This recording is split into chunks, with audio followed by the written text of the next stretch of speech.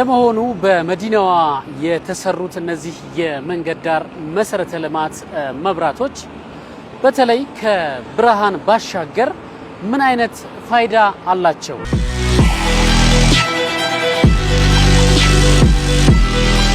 ኮሪደሩ ላይ የምንመለከታቸው መብራቶች እነዚህ የተዋቡ መብራቶች ከብርሃን ባሻገር ፋይዳቸው እንዴት ይገለጻል?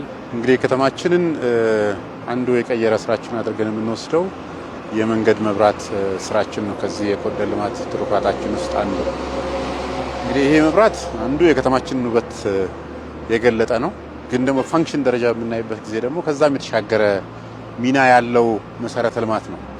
ከዚህ አንፃር እንግዲህ ዋነኛውና የመጀመሪያው አድርገን የምንወስደው ከተማችን አዲስ አበባችንን ስማርት ከተማ እናደርጋታለን በምንልበት ጊዜ ለዛ የሚያስፈልጋትን ኮምፖነንትስ ማሟላት ነው የሚሆነው። ከዚህ አንፃር አንደኛውና ዋነኛው የሚሆነው በመረጃ ላይ የተመሰረተ የከተማ አስተዳደር ስርዓት መገንባት ነው።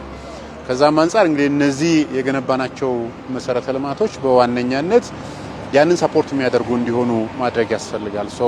ዘመናዊ መሰረተ ልማቶች ናቸው። እነዚህ መሰረተ ልማቶች ወደፊት ኢንተለጀንት ትራንስፖርት ሲስተም መዘርጋት ብንፈልግ ያንን ኮምፖነንት የያዙ ናቸው።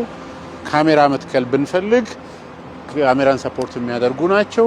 ከዛም ባለፈ ደግሞ የተለያዩ ዴታዎችን መልቀም ብንፈልግ በተለይ የትራፊክ ፍሰትን፣ የወንጀል እንቅስቃሴን አጠቃላይ ከተማ ውስጥ የምንፈልገውን መረጃ መልቀም የሚያስችል ኮምፖነንቶች ያሉት መሰረተ ልማት ነው። ለቀጣይ የትራፊክ ንቅናቄን፣ የሰዎችን እንቅስቃሴ፣ የተሽከርካሪዎችን እንቅስቃሴ መረጃ መሰረት አድርገን ከተማችንን ስማርት ከተማ አድርገን ለመገንባት የምናስበውን ስራ የሚያሳካልን አንዱ ግብ አድርገን ነው የምንወስደው። እነዚህ የመንገድ መሰረተ ልማቶች ጋር ታይዞ የተገነቡ መብራቶች ከመሆናቸው ጋር ታይዞ ሰዎች በእግርም በሚንቀሳቀሱበት ጊዜ በተሽከርካሪም በሚንቀሳቀሱበት ጊዜ ደህንነታቸው ተጠብቆ መንቀሳቀስ የሚችሉበትን ምቹ ሁኔታ ይፈጥራል። ከዚህ አንፃር እንግዲህ ተሽከርካሪዎች በቀላሉ እይታቸው ሳይጋረድ ማሽከርከር እንዲችሉ፣ ሰዎችም ደግሞ ከተሽከርካሪ አደጋ ተጋላጭነታቸውን መቀነስ የሚያስችል እይታ ያለበት እንዲሆን ነው የሚያስችለው።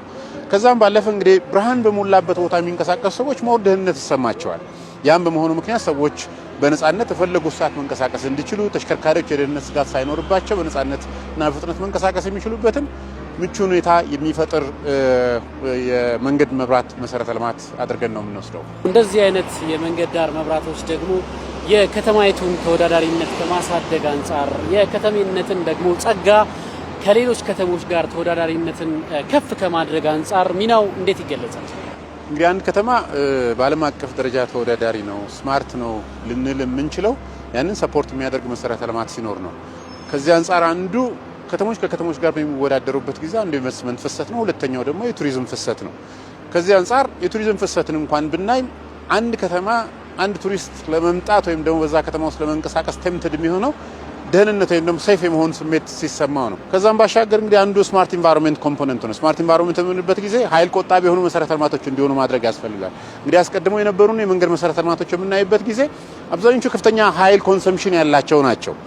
እነዚህ ግን የገነባናቸው የመንገድ መሰረተ ልማት መብራቶች ግን ዝቅተኛ የሆነ ኢነርጂ ኮንሰምፕሽን ያላቸው ከመሆናቸው ጋር ተያይዞ አንዱ የካርበን ልቀትን ይቀንሳል። በሁለተኛ ደግሞ እነዚህ መሰረተ ልማቶችን ኦፕሬት ለማድረግ የሚወጣው ወጪ በጣም ዝቅተኛ የሚያደርግ ከመሆኑ ጋር ተያይዞ ያንን ስማርት ኢንቫይሮንመንት የምንለውን ለመገንባት ምቹ ሁኔታ የፈጠሩ መሰረተ ልማቶች ናቸው። ከዚህ አንጻር እንግዲህ የዚህ ልማት ተጠቃሚ ማህበረሰቡ ነውና እነዚህን ነገሮች ደግሞ የመጠበቅም ኃላፊነት ይጠበቃልና ከሁሉም ምን ይጠበቃል? ከዚህ አንጻር እንግዲህ እነዚህ መሰረተ ልማቶች በአብዛኛው በህገወጥ ስራ በሚሰሩ ሰዎች አማካኝነት እነዚህ መሰረተ ልማቶች ላይ ጉዳት ይደርሳል። ኬብሎቹ ይሰረቃሉ፣ በትራፊክ አደጋ ይገጫሉ፣ የተለያየ ጉዳትና አደጋ ይደርስባቸዋል። እነዚህ እንዳይሆኑ የመጠበቅ ኃላፊነት የህዝቡ ኃላፊነት ነው።